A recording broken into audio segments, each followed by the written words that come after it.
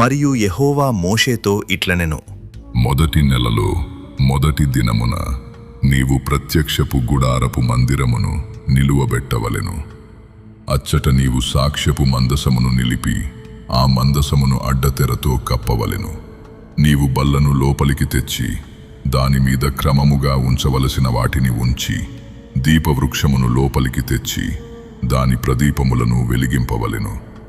సాక్ష్యపు మందసమునెదుట ధూపము వేయు బంగారు వేదికను ఉంచి మందిర ద్వారమునకు తెరను తగిలింపవలెను. ప్రత్యక్షపు గుడారపు మందిర ద్వారమునెదుట దహన బలిపీఠమును ఉంచవలెను. ప్రత్యక్షపు గుడారమునకును బలిపీఠమునకును మధ్యను గంగాళమును ఉంచి దానిలో నీళ్లు నింపవలెను. తెరల చుట్టూ ఆవరణమును నిలువబెట్టి ఆవరణ ద్వారము యొక్క తెరను తగిలింపవలెను. మరియు నీవు అభిషేక తైలమును తీసుకుని మందిరమునకును దానిలోని సమస్తమునకును అభిషేకము చేసి దానిని దాని ఉపకరణములన్నిటినీ ప్రతిష్ఠింపవలెను. అప్పుడు అది పరిశుద్ధమగును.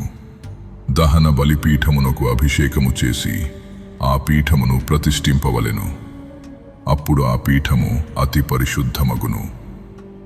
ఆ గంగాళమునకు దాని పీటకు అభిషేకము చేసి దాని ప్రతిష్ఠింపవలెను.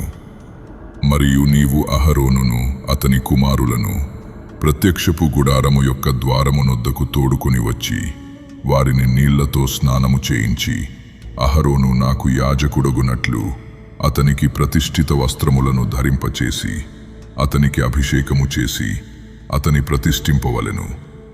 మరియు నీవు అతని కుమారులను తోడుకుని వచ్చి వారికి చొక్కాయిలను తొడిగించి, వారు నాకు యాజకులగుటకై నీవు వారి తండ్రికి అభిషేకము చేసినట్లు వారికి నీ అభిషేకము చేయుము. వారి అభిషేకము తరతరములకు వారికి నిత్యమైన యాజకత్వ సూచనగా ఉండును అనెను. మోషే ఆ ప్రకారము చేసెను. యెహోవా అతనికి ఆజ్ఞాపించిన వాటినన్నిటినీ చేసెను. అలాగుననే చేసెను. 2వ సంవత్సరమున మొదటి నెలలో మొదటి దినమున మందిరము నిలువబెట్టబడెను.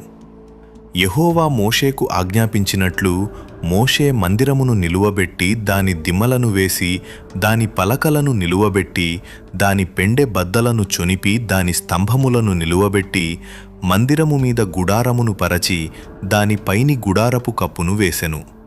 మరియు యెహోవా మోషేకు ఆజ్ఞాపించినట్లు అతడు శాసనములను తీసుకొని మందసములో ఉంచి మందసమునకు మోతకర్రలను దూర్చి దానిమీద కరుణాపీఠమునుంచెను. మందిరములోనికి మందసమును తెచ్చి కప్పుతెరను వేసి సాక్ష్యపు మందసమును కప్పెను.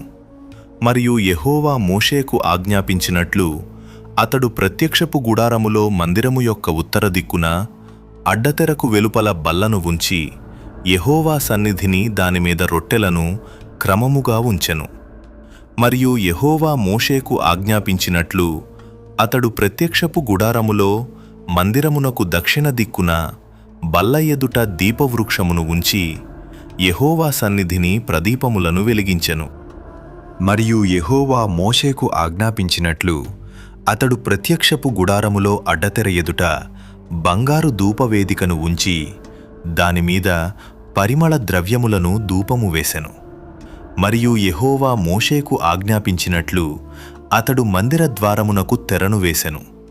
అతడు ప్రత్యక్షపు గుడారపు మందిరపు ద్వారమునొద్ద దహనబలి పీఠమును ఉంచి దానిమీద దహనబలి నర్పించి నైవేద్యమును సమర్పించెను. మరియు యెహోవా మోషేకు ఆజ్ఞాపించినట్లు అతడు ప్రత్యక్షపు గుడారమునకును బలిపీఠమునకును మధ్య గంగాళమును ఉంచి ప్రక్షాళన కొరకు దానిలో నీళ్లు పోసెను. దాని యొద్ద మోషేయు అహరోనును అతని కుమారులును తమ చేతులును కాళ్ళును కడుగుకొనిరి. వారు ప్రత్యక్షపు గుడారములోనికి వెళ్ళునప్పుడును బలిపీఠమునకు సమీపించునప్పుడును కడుగుకొనిరి. మరియు అతడు మందిరమునకును బలిపీఠమునకును చుట్టూ ఆవరణమును ఏర్పరచి ఆవరణ ద్వారపు తెరను వేసెను. అలాగున మోషే పని సంపూర్తి చేసెను. అప్పుడు మేఘము ప్రత్యక్షపు గుడారమును కమ్మగా యెహోవా తేజస్సు మందిరమును నింపెను. ఆ మేఘము మందిరము మీద నిలుచుట చేత మందిరము యెహోవా తేజస్సుతో నిండెను గనుక మోషే ప్రత్యక్షపు గుడారములోనికి వెళ్ళలేకుండెను. మేఘము మందిరము మీద నుండి పైకి వెళ్ళునప్పుడెల్లను ఇశ్రాయేలీయులు ప్రయాణమైపోయిరి. ఇదే వారి ప్రయాణ పద్ధతి. ఆ మేఘము పైకి వెళ్ళని ఎడల అది వెళ్లుదినము వరకు వారు ప్రయాణము చేయకుండిరి. ఇశ్రాయేలీయులందరి కన్నుల ఎదుట పగటివేళ యెహోవా మేఘము మందిరము మీద ఉండెను, రాత్రివేళ అగ్ని దాని మీద ఉండెను. వారి సమస్త ప్రయాణములలో ఈలాగుననే జరిగెను.